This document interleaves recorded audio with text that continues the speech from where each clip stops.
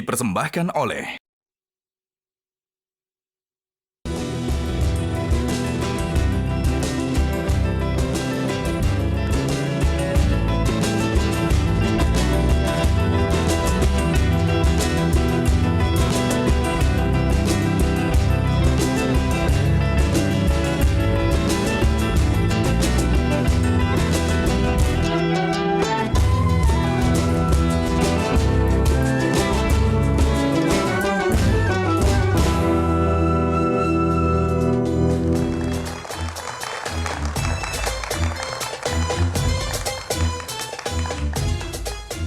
Selamat malam pemirsa, pembangunan sosial berbasis Ziswaf atau Zakat, Infak, Sodako, dan Wakaf berperan strategis untuk mewujudkan kesejahteraan masyarakat dan mengurangi kesenjangan ekonomi. Ziswaf tidak hanya berfungsi sebagai sarana distribusi kekayaan, tapi juga menjadi solusi berkelanjutan dalam pembangunan ekonomi umat. Potensinya sangat besar di Indonesia, namun belum terkelola secara maksimal. Untuk zakat saja potensinya lebih dari 300 triliun rupiah, bahkan kalau digabung dengan wakaf potensinya ditaksir mencapai 500 triliun rupiah. Lantas bagaimana optimalisasi pengelolaan Ziswaf dengan pendekatan yang lebih inovatif dan profesional? Apa saja tantangan yang dihadapi di era serba digital saat ini? Pemirsa, bersama saya Leonard Samosir, inilah Economic Challenges Spesial Ramadan bekerjasama dengan Ikatan Ahli Ekonomi Islam Indonesia atau IAEI dalam episode Pembangunan Sosial berbasis Ziswaf.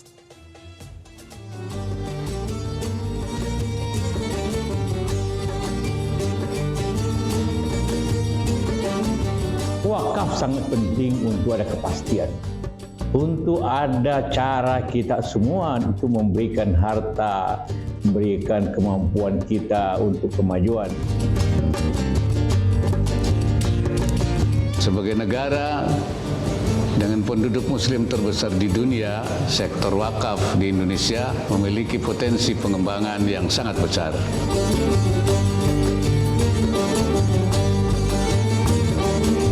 Pada Ramadan ini kami bisa memberikan pengalaman terbaik bagi muzaki pada puncak musim berzakat.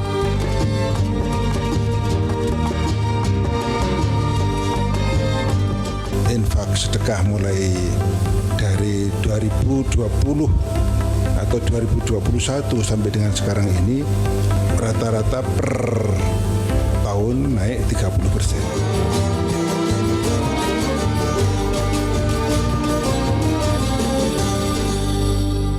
Pemirsa, di Grand Studio bersama saya malam ini telah hadir 4 orang narasumber. Yang pertama adalah Wakil Ketua Umum 6 IAEI, Dr. Irfan Syauqi Bek. Mas Irfan, selamat malam. Selamat malam, Mas Leonard. Kemudian juga telah hadir bersama kita Ketua Badan Wakaf Indonesia, Profesor Dr. Kamarudin Amin. Pak Kamarudin, selamat malam.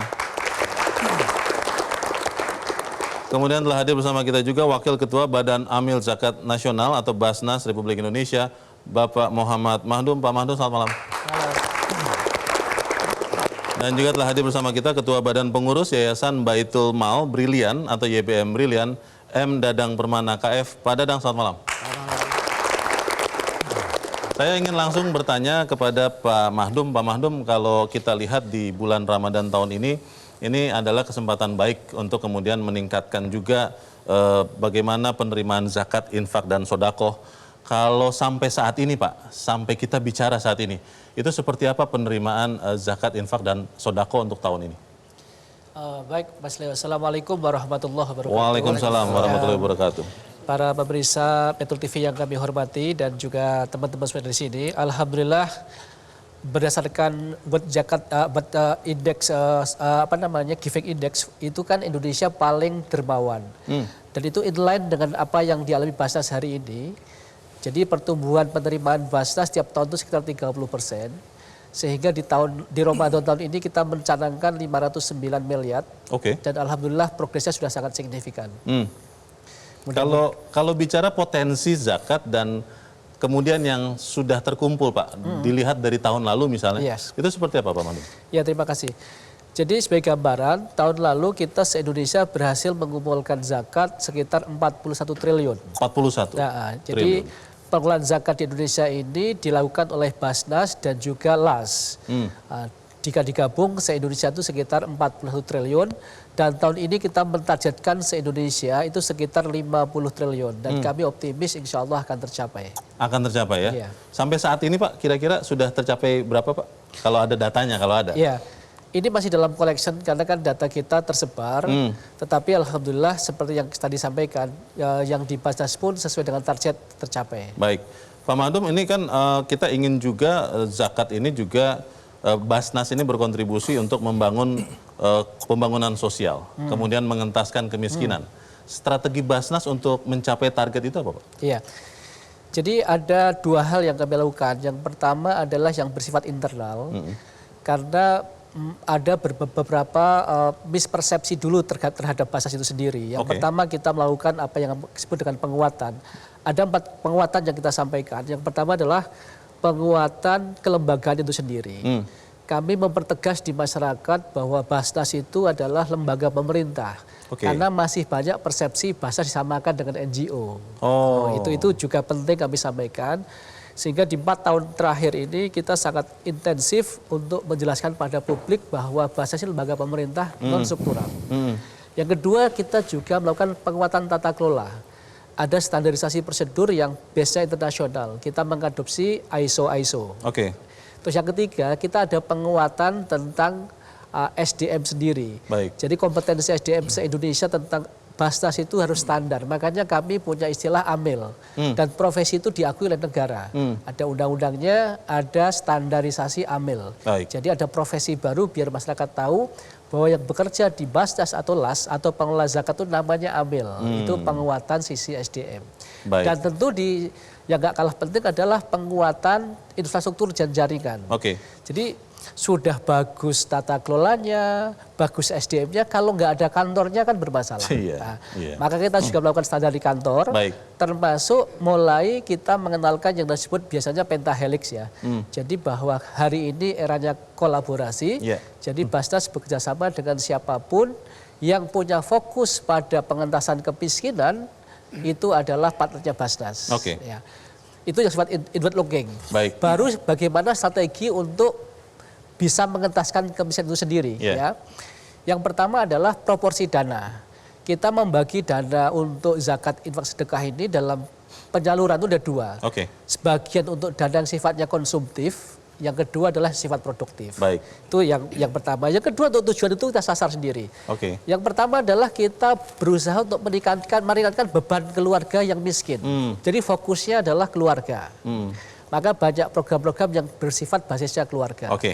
Yang kedua adalah program-program yang tadi kami sebut produktif. Itu sifatnya untuk intervensi bagi mustahik yang bisa dikembangkan supaya berubah di tangan di atas.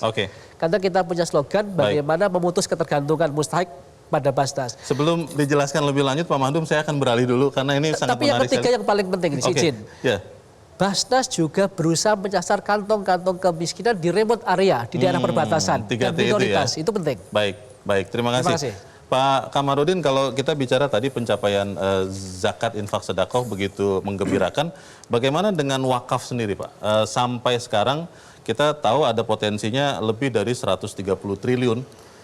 Pencapaiannya sampai saat ini seperti apa Pak? Jadi begini Bung Samosir ya, mungkin karakternya berbeda sedikit antara wakaf dengan zakat itu. Kalau zakat kan fresh money ya, yang bisa dikolek dari masyarakat. Nah kalau wakaf ini agak sedikit berbeda karakternya, jadi jangka panjang, sustainable. Nah kalau kita melihat kontribusi wakaf dalam proses kita berbangsa bernegara di Indonesia ini sesungguhnya sangat fundamental. Kita punya hampir 500.000 titik wakaf di Indonesia, aset wakaf tanah, berupa tanah yang jumlahnya itu sangat besar sekali, hampir 500.000 titik. Nah 36.000 diantaranya itu untuk madrasah-madrasah, untuk sekolah-sekolah gitu. Jadi kemudian ada juga untuk masjid, untuk berbagai lembaga-lembaga sosial yang lain. Ini artinya bahwa ini kontribusinya sangat fundamental. Kita bisa membayangkan bagaimana lembaga pendidikan kita tanpa wakaf, karena sebagian besar lembaga pendidikan kita itu berdiri di atas tanah wakaf. Itu satu. Yang kedua, bahkan kantor-kantor pemerintah pun juga Ada juga di atas tanah wakaf. Oh, I see. Ada 1.100 kantor urusan agama KUA di kecamatan itu berdiri di atas tanah wakaf. Dari sekitar 5.000 sekian kantor KUA di seluruh Indonesia, 1.100 sekian itu di atas tanah wakaf. Jadi kontribusinya sangat fundamental ya.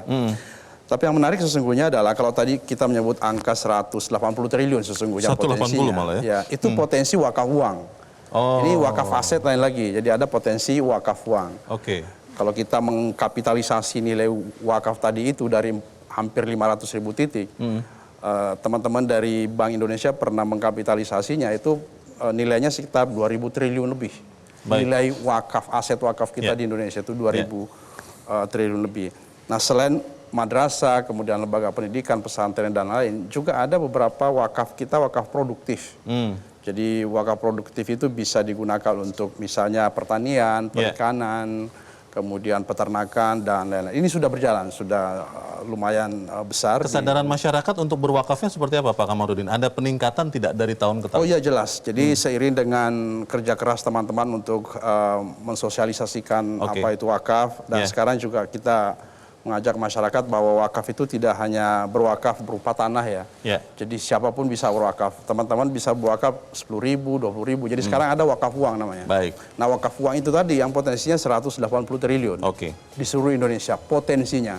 Tapi ini belum terkapitalisasi secara memadai karena masyarakat kita sebagian besar belum paham. Bayangan atau imajinasi masyarakat kita itu kalau menyebut wakaf itu ya tanah gitu. Bagaimana meningkatkan kesadaran masyarakat dan bagaimana membangun ekonomi umat akan kita lanjutkan selepas jeda. Pemirsa tetaplah bersama kami. Economic Challenge Spesial Ramadan segera kembali.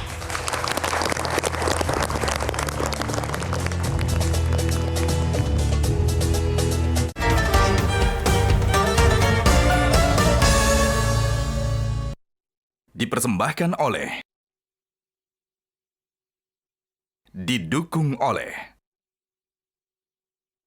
Jelajahi cara baru mendapatkan informasi. Download Metro TV Extend sekarang.